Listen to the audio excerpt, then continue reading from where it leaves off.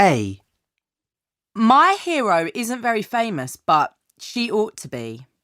She's Mary Anning, who was only 12 years old and from a poor family when she made an amazing discovery. She found the first dinosaur skeleton, that of an ichthyosaur, on the cliffs of Lyme Regis in the south of England. That was in 1811. And until then, people had thought that it was impossible for an animal to become extinct. Because she was a woman and didn't have enough money for a proper education, she wasn't able to take part properly in the scientific community of the time. But she read as much scientific literature as she could and continued to search for fossils, often risking her own life to get them by climbing dangerous cliffs. She once nearly died in a landslide which killed her dog. Although she didn't write famous books about fossils, her contribution to paleontology, the study of fossils, is said to be enormous. I admire her because she kept on trying to make new discoveries at a time when usually only men, and men with money, were allowed to be scientists. After her death, the writer Charles Dickens said that the carpenter's daughter has won a name for herself and has deserved to win it. B. My hero is Kailash Satyarthi, who has been campaigning against child slavery for years.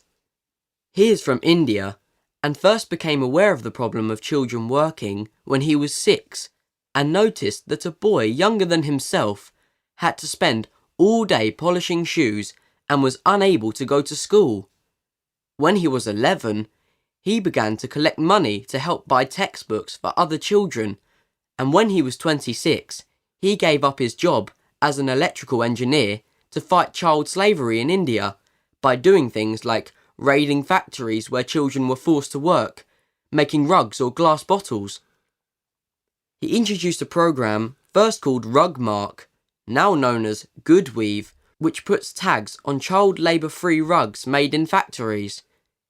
He has saved many thousands of children, over 80,000, from a terrible life of enforced labour in South Asia, and helped them to get an education. He has often been physically attacked for helping children, for example for trying to free Nepalese children forced to work in a circus. He regularly risks his life to fight injustice.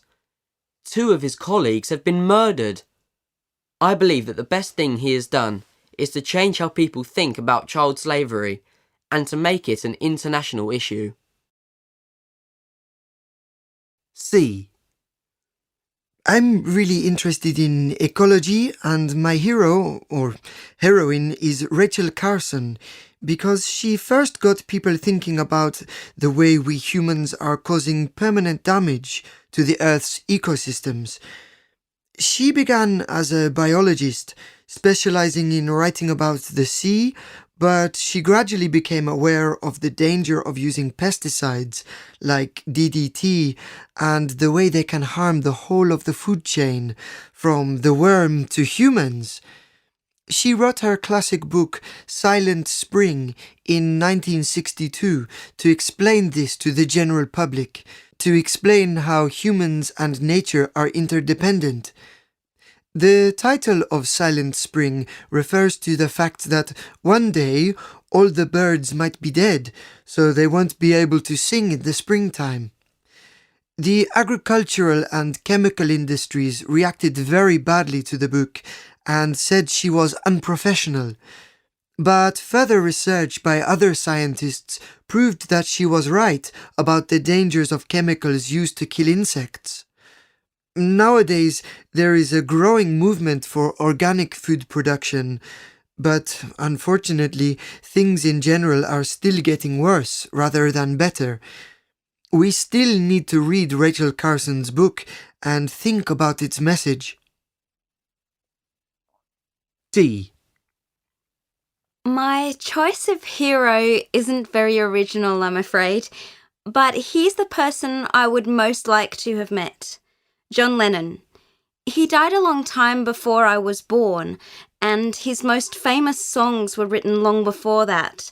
But when I listen to his music, I really feel as if he's speaking to me personally. I love the whole range of the Beatles' music, from the early pop songs to the very experimental music at the end of their time as a group. John Lennon was the most innovative writer in the Beatles, and he continued to create exciting music when he left and went solo. But although I love his music, what I admire about him is his dedication to universal peace. It's amazing that the song Imagine, written in 1971, is still incredibly popular after all this time. It's about a world where everyone can be equal, a world with no wars, no divisions between countries, no greed, no hunger, no material possessions. I'd like to meet him because he was a lifelong rebel. And although he could be a difficult person, he was original, clever and funny. It was awful that he was killed in 1980 when he was only 40. I wonder what he would be doing if he was still alive now. This recording was brought to you by the British Council. To find others like it, visit www.britishcouncil.org/Learn English Teens.